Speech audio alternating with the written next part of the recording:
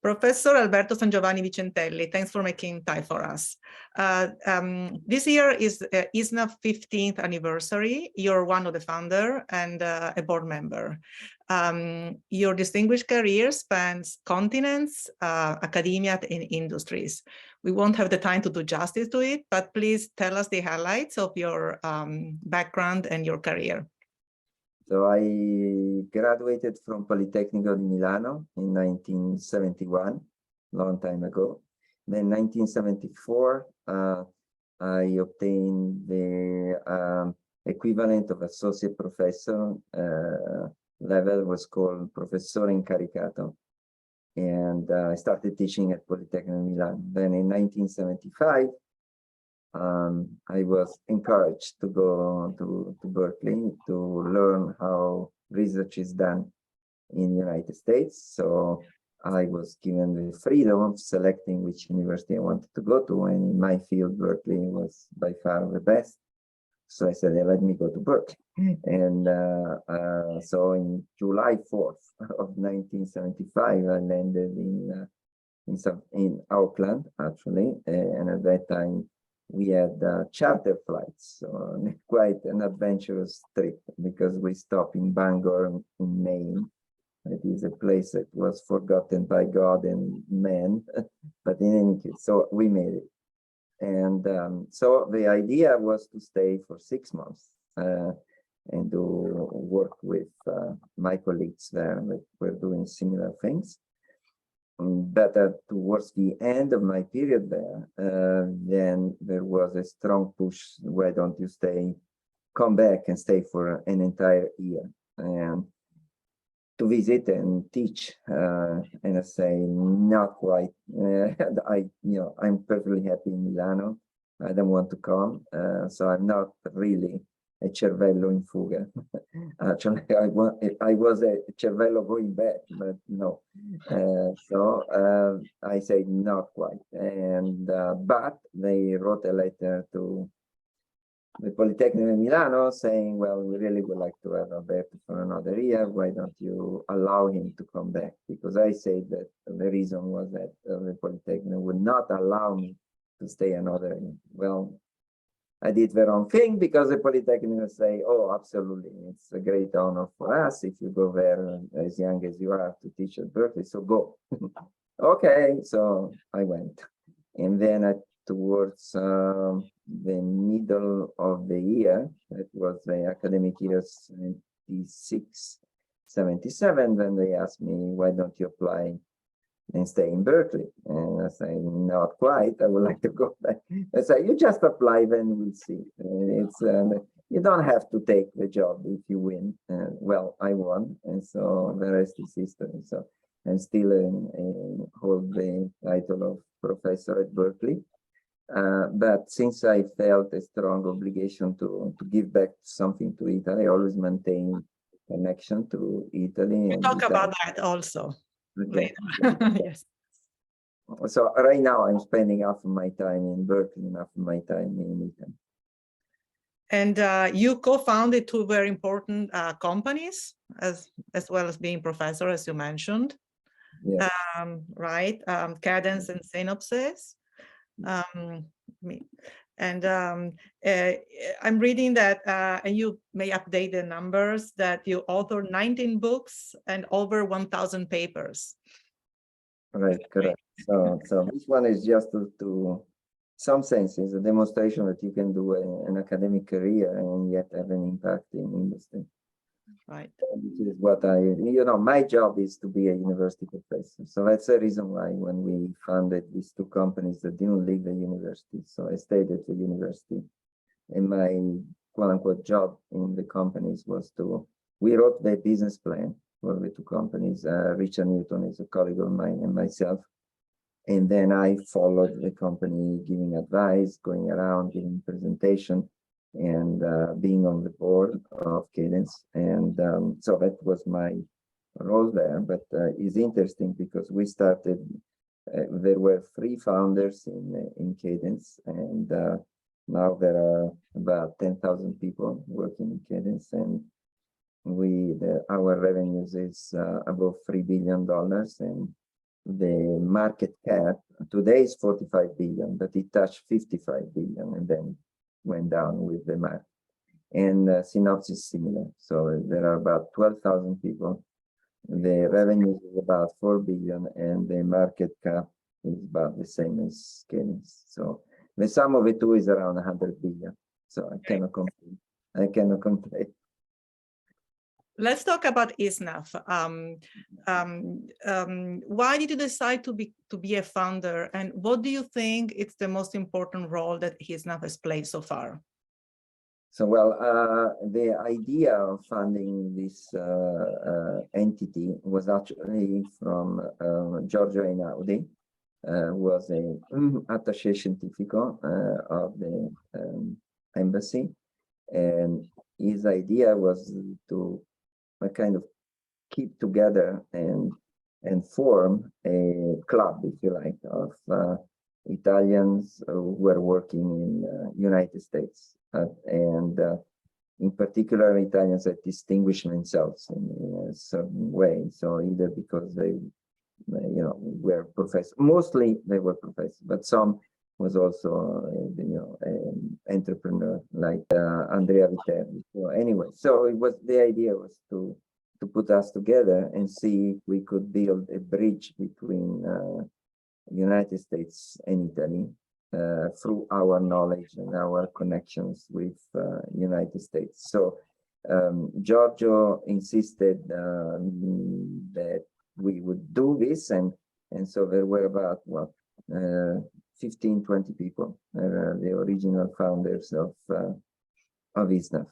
And again, at that time was mostly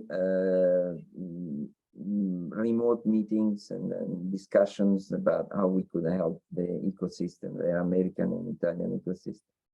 And Italy was also asking ISNAF to do certain things, and certain were too expensive, quote unquote, like, for example, to organize review of important grants for L'Istituto Superiore di Sanità or for CNR or for the Ministry of University Research.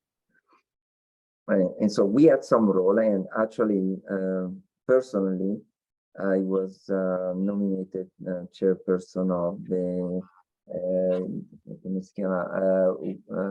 del Comitato dei Garanti per la Ricerca, which is almost non-translatable in English, but it was supposed to be a group of people, seven of us, who were supposed to oversee the selection process for grants to research. And so making sure that the procedures were up to par with the best scientific approaches that were worldwide. So anyway, and so that was years.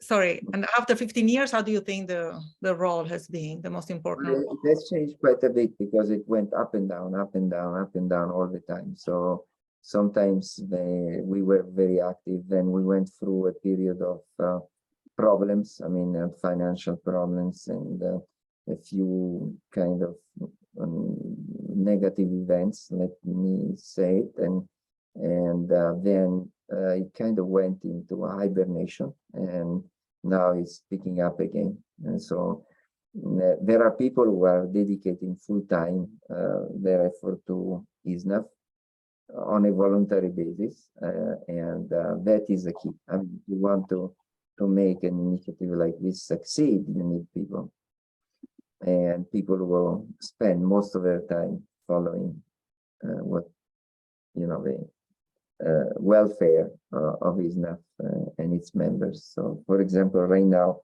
it's very important, the recognition of young scientists, Italian scientists in the United States.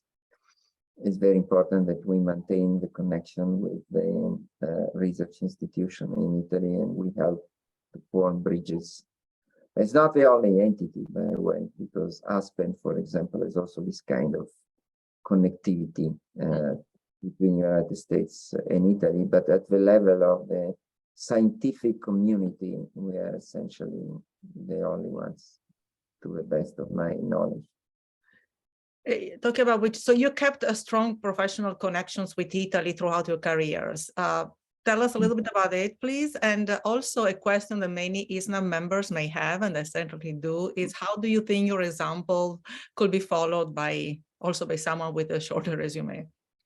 Okay, so well, as I mentioned, I always wanted to give back something that I got from the Polytechnic Milano ecosystem. Italy is, after all, is the basis what I've been able to do at Berkeley. So since actually in 1978, I started doing consulting for Italian companies. And for example, ST Microelectronics, at that time was called SGS ATES, was the first one and most important connection. And when in 1980, Pasquale Pistorio joined as CEO of SGS ATES, I formed a kind of a strong bind with Pasquale, and we did a lot of things together. So that was one important connection. Then I always kind of gave classes, lectures, everywhere in Italy.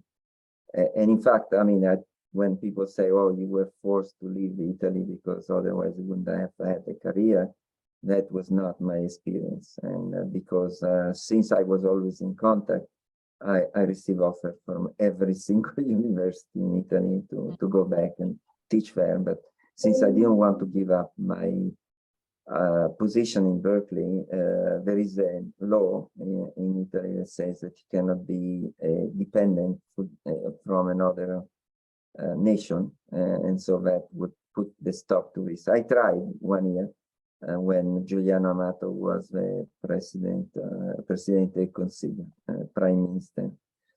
And I was called by Chiara Fama at Scuola di Sant'Anna. And for 1 year, I was professor of Scuola di Sant'Anna, but I never preso servizio, which means I never actually did the professor. I mean, I never was a professor there because of this legal impediment. There were others, but the other legal impediments were easy. And so that, for example, is something that I believe it could be changed. So to try to find ways in which people like me or other professors, I'm sure that they would like to do that. I know at least 2 or 3 other professors tried to do that and were, not successful. The same reason is to eliminate for us that kind of impediment so that we could have a dual dependency, right, from the United States and Italy. That would be a very strong way of keeping things together. So, and well, in Italy, I also work with Pirelli, Magneti Marelli, Ferrari, you name it, right? So on Telecom Italia, so I work essentially for all the large companies, but I also work with the government, right? And I was also the chairperson of the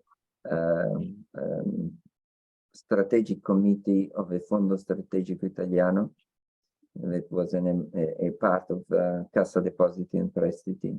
So I try to do my best to help out. And then I founded also a few companies here in Italy. So, and I'm a member, there is one very important initiative right now in Italy. It's called MIND, the Milano Innovation District. So right now I'm really spending a lot of time on trying to make this work, which is the ex area of the Expo in Milano. So it's 1 million square meters that should be developed to, to bring innovation, further innovation in Milan. And so I'm working really hard. I'm the chairman of the strategic committee and of the international advisory board. And that, in my opinion, would be a very important step for Italy, because it will demonstrate that you can do something not quite the same as Silicon Valley, because it doesn't make sense to copy something, but is along the line of what Silicon Valley has been for the US economy. Why not try to do something for the Italian economy in Milano, which is the equivalent of the Silicon Valley, if you like. And what can I tell people? Yeah, to do these kind of things. Well, essentially, is to decide what is your vocation, right? So, do you want to be a university professor? Let that be it. Like, for example, in my case, I could have done industrial work, but I felt that my vocation was to be a university professor. So that's essentially my scope in life. And the rest is something that is wonderful, and it stems out from my research. So I know other people for whom this is exactly the opposite. So they may want to teach something, but their vocation is to form companies and to be an industrialist. Let be it. Don't try to be a professor, because that's not what you want to do. So first thing, find what you want to do. And second thing is that if you decide to do this bridging thing, try to find areas where you can make a difference. Just don't do everything just for the sake of doing it. So try to focus on things that, again, make a difference. If you can find them, because sometimes it's difficult to judge if something is going to make a difference or not. The Italian diaspora, not many of us have the opportunity to go back and forth like you do. So is it only or mainly a brain drain for Italy, or do we contribute to Italian society? And if so, how? Yeah, well, I think that this usual debate about the brain drain, oh my God, all our brains go away. Yes and no, because I mean, in an ideal world, what you should have is a brain circulation. So you have people who come from Italy, from here, I mean, here in the United States, people in the United States come to Italy. And for example, the Italian Institute of Technology, by the way, I forgot to mention that I've been for 10 years on the executive committee of the Italian Institute of Technology. If you look at the population of the Italian Institute of Technology, is about half from abroad and half from Italy. So they come from, even from the United States. So that is the model. And so to facilitate the mixing, right? Because that's the only way in which you can reach real excellence, right? So don't be afraid of letting people go, but make sure that they can be productive in the Italian ecosystem. Because if you go to the United States and then you don't encourage them to have a role in Italy, then it's a waste. It's a total waste. Because I don't know anyone who would not like to do, of us, of the diaspora, that who doesn't want to help, right? Except in my case, you know, it was much easier because for whatever reason, you know, people ask me, can you do this? Can you do that? Can you do this? And I say, yes, yes, yes. And so sometimes it doesn't happen, but and the point is also the networking. I mean, there is a networking effect. So if you are part of a network that encourage this exchange and encourage for Italian scientists in the United States to be coupled with industry or universities in Italy. So it's a facilitating, right? So in my case, it was all my knowledge, my acquaintances, let me say. And so, you know, it's just getting together, and then the opportunity are created by talking, right? Which is what is the most important asset in Silicon Valley, is just that, is the community. Maybe ISNAF can play a role in that as well moving forward also. Yes, yes. One last question. What piece of advice would you give a young Italian researcher moving to North America? Be ready to spend a lot of hours working, because you know, it's not easy. It's not easy. It's not easy. It's not easy. So when I came to Berkeley, the first year for me was like a nightmare, continuous nightmare. I'm never going to make it. You know, it's too difficult, because you are a young guy and you don't know how the system works. You have this Damocles sword on your head, you know, the tenure, oh my God, tenure, never I'm going to make. And then you have your colleagues, which are the very best in the world. And so it's never get there, you know. And so it is a stressful situation. So you should be resilient to that. And I can say that the same thing happened to my students who came to Berkeley to study with me, and I know all of them. The first quarter was a real problem. You know, they felt really stressed. And they went, like, for example, Luca Carloni now is the chairman of the computer science department in Columbia. Nanni De Michele was a professor at Stanford, and then now is the chairman of the electronic engineering department at APFM. So, I mean, but all of them had really, really difficult time the first few semesters. Let's say 1, 2, really tough. And so don't give up, be resilient, go through, work hard, and don't be afraid to be considered not quite up to par for the first semester, and you will catch up and you will do great. Okay, grazie Alberto. Grazie Alberto.